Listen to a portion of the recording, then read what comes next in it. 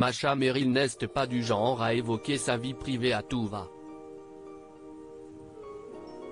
Mais cette semaine, dans un entretien accordé au magazine Gala, l'actrice et écrivaine de 82 ans s'est laissée aller à de rares confidences sur sa vie sentimentale.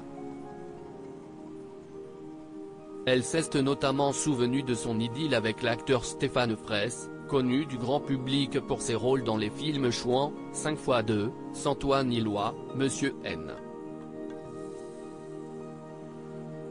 Le Grand Rôle, Camus ou encore Bienvenue chez les Ch'tis.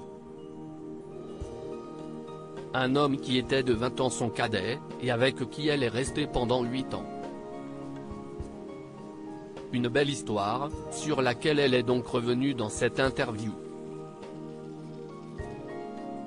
J'ai pris ce coup de cœur qui se présentait à moi au mépris de toute rationalité, sans l'analyser outre mesure.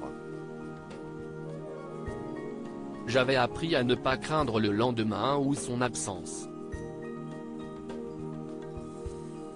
De façon générale, en amour, il faut se libérer de la peur, s'est-elle confiée, alors qu'à l'époque, elle sortait tout juste d'une déception amoureuse avec le photographe italien Luciano d'Alessandro. Une histoire qu'elle retrace notamment dans son dernier livre, L'homme de Naples, paru aux éditions L'Archipel le 3 novembre dernier. L'impossibilité de construire un couple, elle en parle également dans cet entretien pour Gala, et se souvient notamment, durant cette période, d'avoir été mélancolique, du fait de l'impossibilité de construire un couple avec Luciano. Car ce dernier n'était à l'époque que son amant, puisqu'elle était encore mariée à un autre Italien, le réalisateur Gian Vittorio Baldi. Mais elle était en train de divorcer de lui, après 9 ans d'union. Avec ce dernier, elle n'a eu aucun enfant puisqu'elle est devenue stérile à seulement 16 ans à la suite d'un avortement en 1956. En revanche, elle a élevé les siens, notamment Gianguido Baldi, qu'elle a par la suite adopté. Elle est également devenue la belle-mère de 4 enfants, issus de ses unions précédentes.